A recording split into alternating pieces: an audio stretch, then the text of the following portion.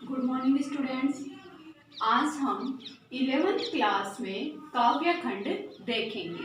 इससे पहले हमने गद्य खंड के अंदर 2 पार्ट कंप्लीट कर लिए हैं। नमक का दरोगा, दूसरा मियां नसरुद्दीन, जो कि शोभा कृष्णमती द्वारा लिखा गया है। उसके क्वेश्चन आंसर भी हमने कंप्लीट कर लिए हैं। आज हम काव्य खंड में पार्ट 1 कबीरदास देखेंगे। तो देखिए, सबसे पहले हम कबीरदास का जीवन परिचय देखते हैं। तो कबीरदास जी का जीवन परिचय है। इनका जन्म 1398 में ईस्वी में वाराणसी के पास लहर तारा गांव में हुआ था। इनके जो माता पिता हैं वह इनके माता पिता को जब ये मिले तो पानी में बहते हुए मिले थे, इसलिए इनकी जाति और पाति के बारे में कुछ नहीं कहा जा सकता, क्योंकि इन्हें हिंदू और मुसलमान दोनों ही मानते हैं। इसके बाद में इनके नीरू और नीमा इनके माता पिता थे, जिन्होंने इनका पालन पोषण किया।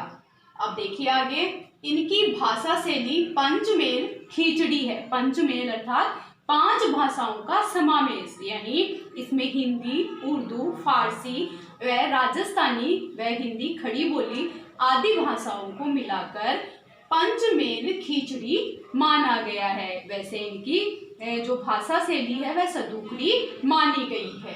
इनकी जो शैली है वह उपदेशात्मक है। उपदेशात्मक से तात्पर्य यह है कि इन्होंने अपने जो पद छंद है या जो शब्द है, बीजक है, उनके माध्यम से अपने शिष्यों को उपदेश देकर उन्हें ज्ञान अर्जित करवाया है। इसीलिए इनकी शैली उपदेशात्मक मानी गई है, जिसके माध्यम से यह उपदेश देकर उनमें सुधार, समाज में सुधार करना चाहते थे। इन्होंने समाज में व्याप्त अंधविश्वास, रूढ़िवादिता आदि का विरोध भी किया है। आगे देखिए, इनके गुरु रामानंद थे।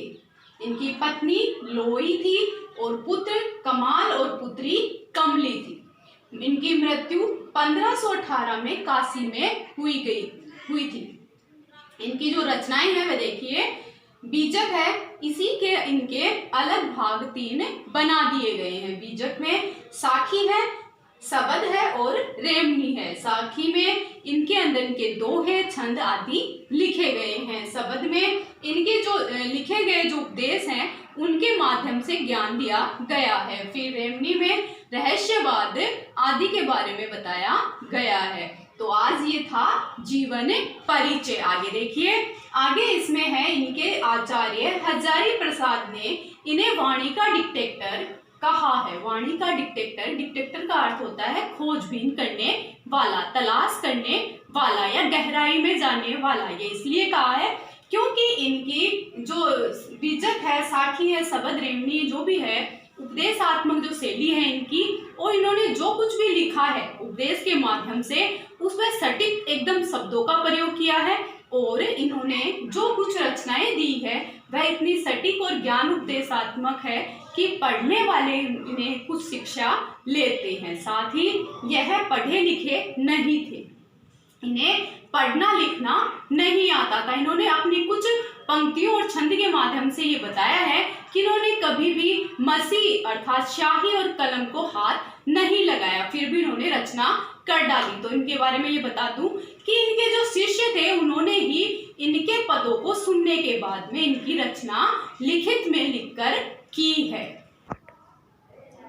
अभी हमने कबीरदास का जीवन परिचय देखा था। जीवन परिचय में हमने उनके जीवन की विभिन्न बातों के बारे में जानकारी ली कि उनका जन्म कब और कहाँ हुआ था, उनके माता पिता कौन थे, उनकी भाषा शैली कैसी है, उन्होंने अपने पद के माध्यम से समाज में क्या शिक्षा दी है। अब हम इनका पद देखेंगे। तो पद देखने से पहले हम ये जान लें कि इस पद के माध्यम से कबीर ये कहना चाहता है कि जो आत्मा और परमात्मा को लोगों ने विभाजित कर दिया है, ईश्वर के अनेक रूप बना दिए हैं, उन सब बातों को जो दिखावटी बातें हैं उन सबको कबीर अलग रखकर इसमें सुधार करके अपने मत प्रस्तुत करना चाहता है। वह मानता है कि आत्मा और परमात्मा एक ही है, क्योंकि हमें तो सिर्फ एक ही वस्तु, एक ही प्रकाश, एक ही सूर्य, एक ही हवा, एक ही जल देखा है। तो देखिए इस पद को, और इसके माध्यम से हम ये समझते हैं कि कवि क्या कहना चाहता है। देखिए नोट्स में मैंने इसके कठिन शब्दार्थ डाल दिए हैं। पहले आप नोट्स में इसके कठिन शब्दार्थ देखेंगे तो आपको इसका जो हिंदी अनुवाद है वह आसानी से समझ में आ जाएगा। देखिए हम तो एक एक करी जाना, हमने तो ईश्वर का एक ही रूप माना है। दो ही कहे तीन ही को, दो जग जीन नहीं, ना हीन पहचाना। अर्थात हमने जो ये कहते हैं कि ईश्वर के दो रूप हैं, आत्मा और परमात्मा, हमने ऐसा कुछ नहीं देखा। हमने तो ईश्वर का सिर्फ एक ही रूप देखा है। एक पवन, कबीर कहते हैं कि एक ही पवन है, एक ही हवा है, एक ही पानी, और पानी भी एक ही है जो सब जगह जाता है। एक ज्योति समाना, और जो ईश्वर का प्रकाश है अर्थात सूर्य की जो रोशनी है वह क्या है, एक ही है। एक खाक गेड़ सब भांडे, एक कोहरा साना, एक ही खाक गड़े सब भांडे, भांडे यानी बर्तन। एक ही कुम्हार क्या करता है, मिट्टी से बर्तन बनाता है, लेकिन मिट्टी एक ही होती है, लेकिन कुम्हार क्या करता है, उस मिट्टी से अनेक प्रकार की डिजाइन, अनेक प्रकार की आकृति देकर अलग अलग तरीके के बर्तन बना देता है। जैसे बाढ़ी काष्ठ ही काटे, अग्नि ने काटे कोई। अब देखो यहाँ उदाहरण देकर कबीर इस बात को स्पष्ट करना चाहता है। जैसे शब्द मैंने आपको बताया था कि दृष्टांत और उदाहरण अलंकार में सिर्फ यही भिन्नता है, यही अंतर है कि उदाहरण अलंकार में जैसे तैसे आदि शब्दों का प्रयोग किया जाता है, जबकि दृष्टांत अलंकार में ऐसा नहीं होता। तो यहाँ अलंकार कौन सा, अगर आपने अलंकार का वीडियो देखा है, अलंकार के नोट्स पढ़े हैं, तो आपको ये आसानी से समझ में आ जाएगा कि इसमें अलंकार कौन सा है। तो जैसे शब्द उदाहरण अलंकार में दिया हुआ है, तो देखिए जैसे बाढ़ी काष्ठ ही काटे, जिस प्रकार से बाढ़ी अर्थात लकड़ी को काटने वाला बढ़ैया क्या करता है, खाती जिसे हम कहते हैं, वो क्या करता है, जंगलों से लकड़ी को काटता है। अग्नि न काटे, लेकिन अग्नि को वह अर्थात अग्नि है उसे नहीं काट सकता, लेकिन अग्नि क्या करती है, अग्नि है वो लकड़ी को जलाकर नष्ट कर सकती है।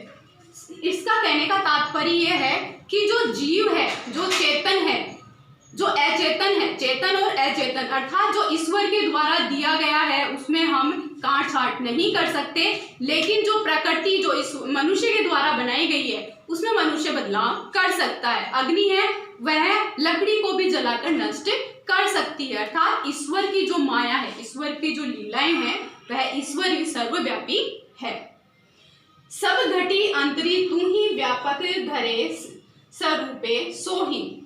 अब कबीर कहता है कि ईश्वर है वह क्या है, आत्मा है, परमात्मा है वह एक है, वह सर्व घट घट में अर्थात हर हृदय में हर जगह निवास करने वाली है। उसका कोई रूप, उसका कोई स्वरूप नहीं है, वह एक प्रकाश है। माया देखी के जगत लुभाना, काहे रे नर गरवाना। अब देखिए माया अर्थात धन दौलत पैसे, उसे देखकर जगत में जिस ईश्वर ने, जिस परमात्मा ने जिस बंदे को भेजा अपने ज्ञान को बांटने के लिए, सत्कर्म करने के लिए, वही क्या करता है, माया के लोभ में आकर जगत अर्थात संसार में लुभावना का है, अर्थात इस जगत में, इस संसार में आकर इसकी मोह माया में फंस जाता है, नर गरवाना और अपने पर घमंड करने लग जाता है, अपने को अहंकारी बना लेता है और वह सब चीज भूल जाता है जो ईश्वर ने उसे यहाँ देकर एक देवदूत के रूप में भेजा था। वह दिखावा करता है और ईश्वर आत्मा और परमात्मा के अनेक रूप बना देता है, मूर्ति पूजा, जाति पाति अनेक भेद बना देता है। कोई रहीम मान लेता है, कोई राम की पूजा करता है।